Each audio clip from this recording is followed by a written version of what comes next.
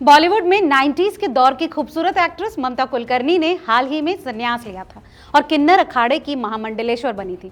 मगर किन्नर अखाड़े द्वारा उनको ये पद दिए जाने को लेकर अब हर तरफ से तीखी प्रतिक्रियाएं आई। संत समाज के तमाम लोगों ने ममता कुलकर्णी को महामंडलेश्वर बनाए जाने पर आपत्ति जताई थी। अब इस मामले ने किन्नर अखाड़े और दूसरे सभी अखाड़ों के साथ साथ देश में एक बड़ी बहस छेड़ दी है, जिसके चलते ममता कुलकर्णी को फिलहाल इस पद से हटा दिया गया है। इतना ही नहीं, इस फैसले के लिए लक्ष्मी नारायण त्रिपाठी को भी किन्नर अखाड़े के अध्यक्ष के पद से हटा दिया गया। नमस्कार, मेरा नाम है लता सिंह और आप देख रहे हैं रिपोर्टर जी। दरअसल किन्नर अखाड़े के संस्थापक अजय दास ने लक्ष्मी नारायण त्रिपाठी के ममता कुलकर्णी को ये बेहद ही खास पद सौंपे जाने की कड़ी निंदा की।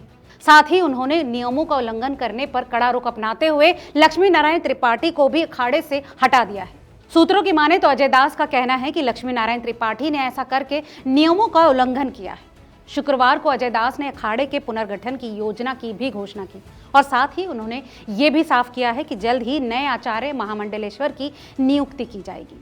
मगर इस मामले में ताजा अपडेट ये है कि अखिल भारतीय अखाड़ा परिषद के अध्यक्ष महंत रविंद्र पुरी ने किन्नर अखाड़ा के संस्थापक अजय दास के इस पूरी की पूरी कार्यवाही पर सवाल उठाए हैं। महंत रविंद्र पुरी ने कहा है कि मैं पूछना चाहता हूं कि लक्ष्मी नारायण त्रिपाठी को निष्कासित करने वाले ऋषि आचार्य दास कौन हैं? उनके मुताबिक सभी 13 अखाड़ों ने उनका समर्थन किया है जिन्होंने उन्हें निष्कासित किया है। मैं उनसे पूछना चाहता हूं कि वो हैं कौन? मैंने पहली बार ही उनका नाम सुना है जो कि किन्नर अखाड़े के संस्थापक होने का दावा कर रहे हैं। इसके अलावा उन्होंने ये भी कहा कि हम लक्ष्मी नारायण के साथ हैं क्योंकि हम उन्हीं को जानते हैं। इसके साथ ही उन्होंने ये भी कहा कि वैराग्य यानी तपस्या जीवन के किसी भी स्तर पर की जा सकती है और अगर ममता कुलकर्णी स्वेच्छा से किन्नर अखाड़ा में शामिल होना चाहती हैं तो इसमें किसी को कोई आपत्ति नहीं होनी चाहिए। हम ममता कुलकर्णी के साथ हैं। वो दोनों बसंत पंचमी पर जूना अखाड़े के साथ पवित्र स्नान करेंगे।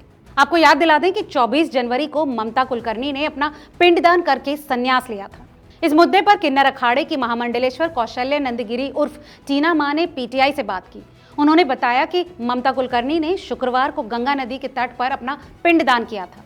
उनके मुताबिक किन्नर अखाड़े में वैदिक मंत्रोच्चार के बीच ममता कुलकर्णी को महामंडलेश्वर का पद सौंपा गया।